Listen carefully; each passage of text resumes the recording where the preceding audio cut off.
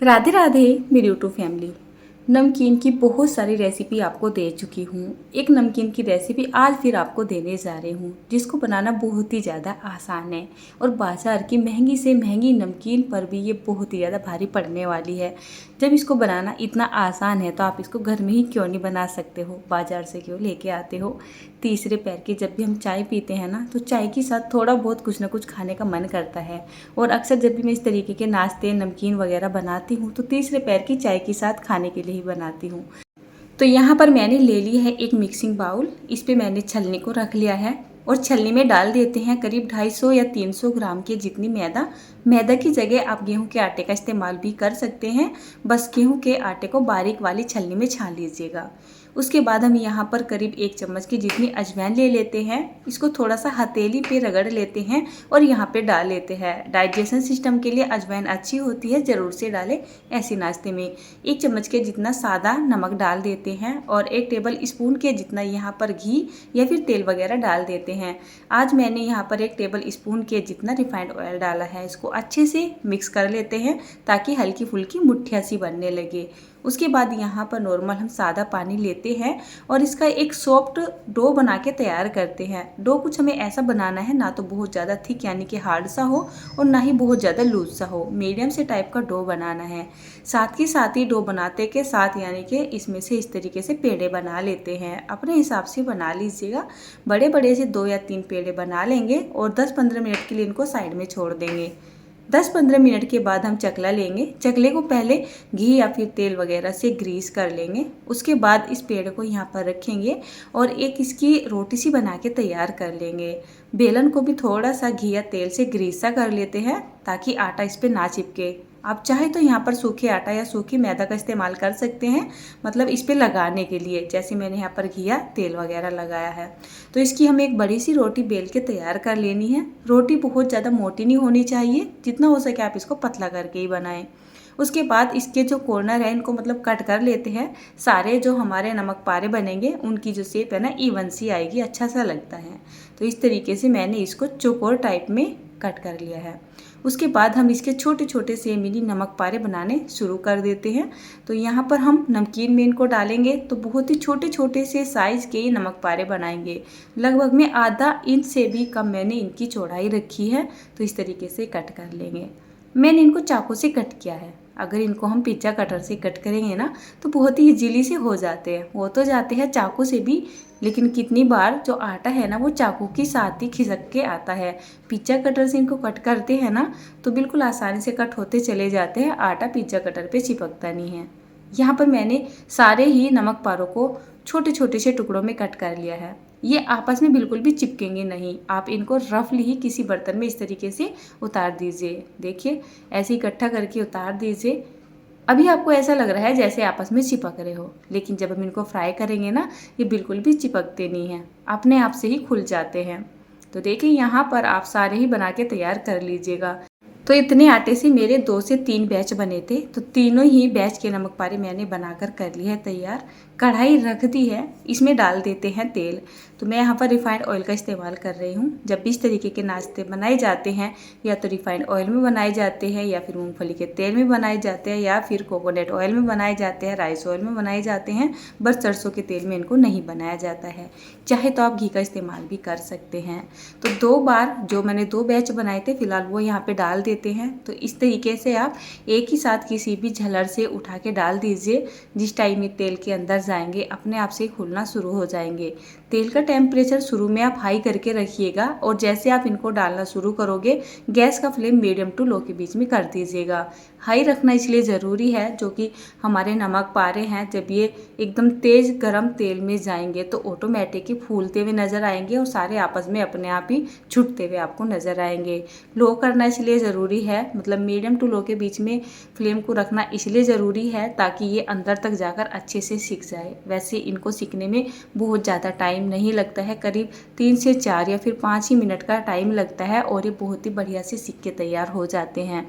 फिर डिपेंड करता है कि आपने इन नमक पारों को जो है कितना मोटा बना के तैयार किया है। मैंने आपको पहले भी बताया था, हो सके तो आप इनको जितना हो सके पतला करके ही बनाएं तो एकदम इनमें फुलावट सी आ जाती है और बिल्कुल मार्केट के जैसे ये नज़र आते हैं। तो यहाँ पर मैंने ली है ये भीगी हुई मटर। इनको मैंने रात में पानी में भिगो के रख दिया था और सुबह के टाइम में मैंने इनको 3 तरह के कलर में भिगो के रख दिया था, यानी कि इनको सुखा दिया था। तो थोड़ी सी मटर के दाने भी नमकीन में इस्तेमाल करेंगे। वैसे तो मैंने इनकी सेपरेट रेसिपी आपको दे दी है, आप फुल प्रोसेस मेरी वीडियो पर जाके देख सकते हैं। अक्सर आप बाज़ार से नमकीन लेके आते हैं तो आपको हरे, लाल, पीले कलर के मटर के दाने नज़र आते हैं, जो कि देखने में बहुत ही अच्छे लगते हैं। तो इनको सेकना थोड़ा सा ट्रिकी सा होता है। अब जैसे मैंने यहाँ पर ये लाल वाले मटर के दाने सेक के तैयार किए हैं, इसी तरीके से आपको पीले और हरे दाने सेक के तैयार कर लेने हैं। उसके बाद बारी आती है नमकीन में सेल डालने की। तो जो होती है हमारी बेसन सेल, तो यहाँ पर एक बाउल ले लेते हैं और इसमें ले लेते हैं करीब 200 ग्राम के जितना बारीक वाला बेसन। इसमें डाल लेते हैं करीब आधा चम्मच के जितना नमक। ज़्यादा नमक नहीं डालेंगे, इसमें हल्का ही डालेंगे। और उसके बाद यहाँ पर हम डाल लेते हैं सरसों का तेल।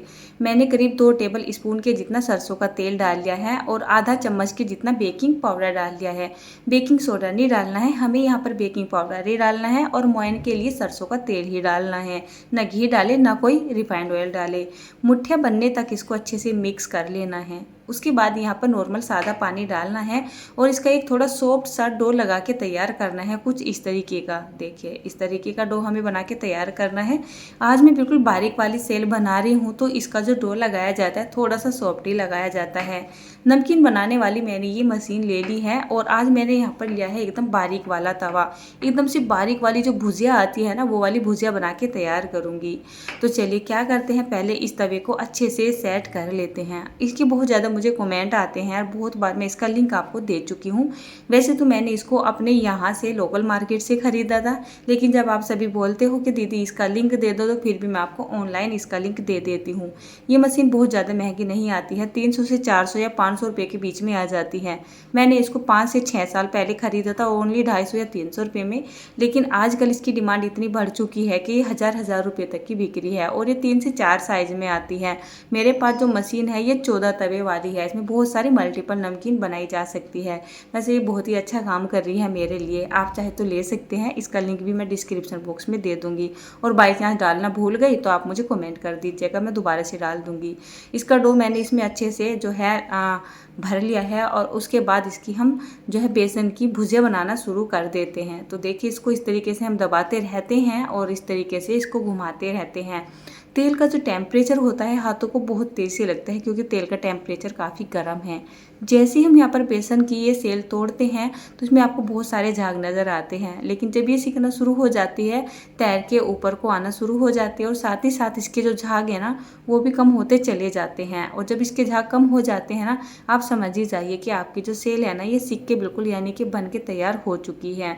तो यहाँ पर जैसे आप जितनी ज़्यादा सेल को तोड़ते चले जाओगे आपके तेल में ऑटोमेटिक ही झाग से बनते चले जाते हैं, पर कलर से ही पता लग जाता है कि हमारी सेल सीख चुकी है।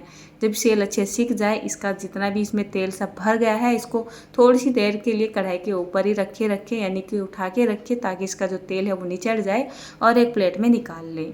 तो यहाँ पर बेसन की सेल मैंने 3 पार्ट में बना के यानी कि 3 बैच में बना के कर ली है तैयार। उसके बाद यहाँ पर ले लेते हैं मूंगफली। मूंगफली मेरी किसी भी नमकीन का एक अहम हिस्सा होता है, जिसके बिना मेरी कोई भी नमकीन एक अधूरी सी मानी जाती है मेरे लिए। ये मेरी पर्सनल चॉइस है। तो मैंने थोड़े से मूँगफली के दाने डाले हैं, थोड़े से यहाँ पर भुने हुए चने डाल दिए हैं, साथ में मैंने यहाँ पर डाले हैं मरवे के पत्ते। मेरे पास करी पत्ता का पेड़ होता नहीं है या अभी छोटा है, तो मैं यहाँ पर मरवे के पत्ते का इस्तेमाल कर लेती हूँ। आप यहाँ पर पुदीना के पत्ते का इस्तेमाल कर सकते हैं और जो होती है हमारी करी पत्ते का इस्तेमाल कर सकते हैं, या नहीं है तो इस तरीके से मरवे के पत्तों का इस्तेमाल भी कर सकते हैं। इनको 2 से 3 मिनट के लिए गैस का फ्लेम मीडियम टू लो के बीच में रखते हुए अच्छे से भून सा लेते हैं, जब तक जो हमारी मूंगफली है ना फट सी नहीं जाती है और जो हमारे चने हैं वो क्रिस्पी से नहीं हो जाते हैं। अब आप बोलोगे जो चने हैं, चने तो पहले से भुने हुए होते हैं। नमकीन में अगर हम भुने हुए चने को ऐसे ही डाल देंगे तो खाने में अच्छे नहीं लगेंगे। इस तरीके से जब ये हल्के से फ्राई हो जाते हैं तो इनमें एक कड़कपन सा आ जाता है, मतलब नमकीन में खाने में अच्छे लगते हैं। कैड़े कैड़े से नहीं होते हैं, बहुत ज़्यादा टेस्टी बन जाते हैं, मुलायम ही रहते हैं। तो यहाँ पर देखिए ये आई है हमारी मटर। तो हरी मटर, ये आई लाल मटर और ये आ चुकी है पीली मटर। तो देखिए कितनी प्यारी सी लग रही है। सारी मटर का इस्तेमाल तो मैं नमकीन में करने वाली नहीं हूँ। इस नमकीन में हल्का सा नमक वगैरह लगा के रखूँगी, बच्चों को ये बहुत ज़्यादा पसंद आती है और थोड़ी सी मैं यहाँ पर नमकीन में इस्तेमाल करूँगी।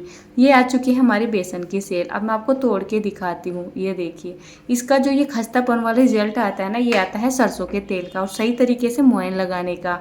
मैं आपको अगर मेजरमेंट बताऊँ, अगर आप 1 किलो बेसन की सेल बना रहे हैं ना, तो उसमें आप 250 ग्राम के जितना सरसों का तेल डाल लीजिएगा मोयन लगाने के लिए। आपकी सेल भी इसी तरीके से खस्ता बनेगी।